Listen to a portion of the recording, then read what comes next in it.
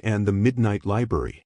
In the quiet, tree-lined suburbs just outside a bustling southern city, where magnolia blossoms leaned heavy over wrought iron fences and the nights hummed with cicadas, there stood a neighborhood known as Willow Heights.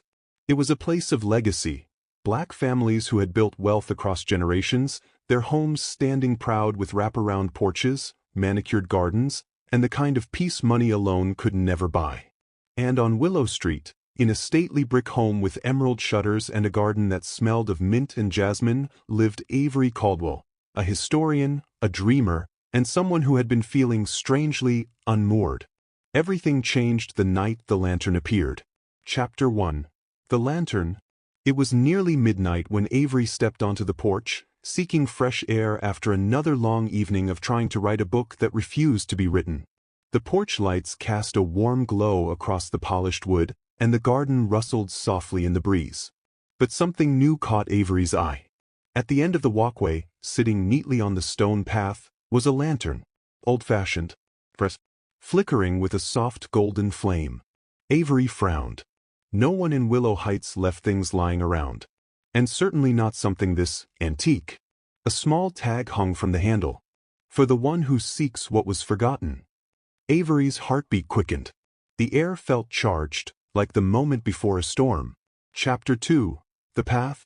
When Avery lifted the lantern, the flame brightened, impossibly bright, casting a warm halo across the garden. The hydrangeas glowed blue, the roses shimmered red, and the tall oaks lining the street seemed to lean closer. The lantern tugged Avery forward.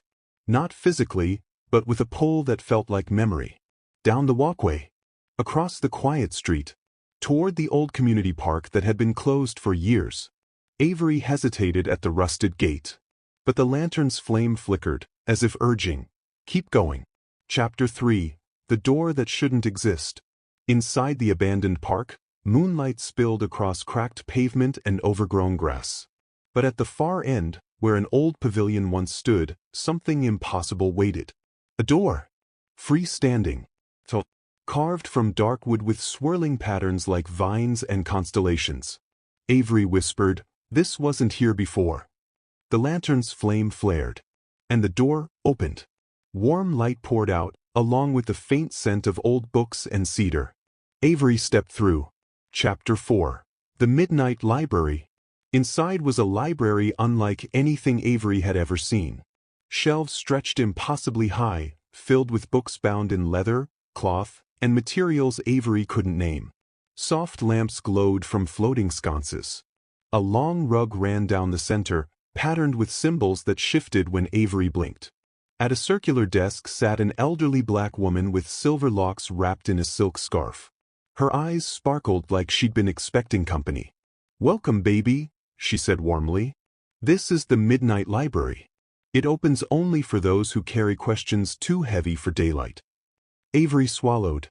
"I don't even know what I'm looking for." The librarian smiled knowingly. "Oh, you do. You just forgot." She gestured to the shelves. "Every book here belongs to someone. Their memories. Their choices. Their crossroads." Avery's breath caught. "Mine too." The librarian nodded. "Find the book that calls your name." Chapter 5. The Book of Avery. Avery wandered through aisles that whispered with stories. Some books glowed faintly. Some pulsed like heartbeats. But one, a deep green volume with gold lettering, hummed softly when Avery passed. Avery reached for it.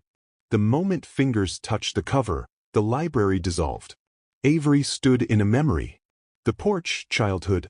A younger Avery sat on the family porch beside their grandmother, who rocked gently in her chair, shelling peas into a bowl. "Baby," she said, "never forget where you come from. And never be afraid to follow where your curiosity leads."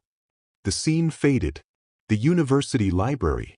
A college-aged Avery sat surrounded by books, scribbling notes passionately, dreaming of writing a history that honored Black stories often overlooked.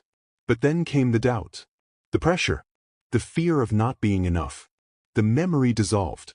The present. Avery sat at their desk at home, staring at a blank page, feeling the weight of expectations, family legacy, personal ambition, the desire to create something meaningful. The lantern's flame flickered beside them. Chapter 6. The Truth. The library reformed around Avery. The librarian approached gently. "You've been searching for a story," she said. "But the story you're trying to write is your own." Avery's eyes stung. "I'm scared I won't do it justice."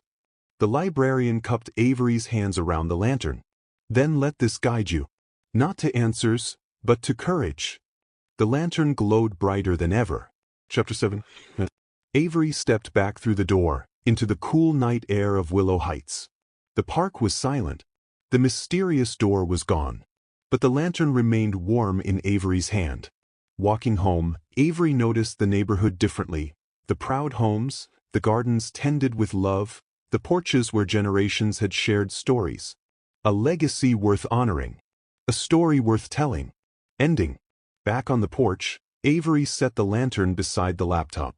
The flame flickered softly, steady and patient. Avery opened a new document and began to write. Not from fear, not from pressure, but from truth. The lantern glowed brighter. And somewhere, far beyond Willow Heights, the midnight library waited, ready to open again when another soul needed to remember who they were.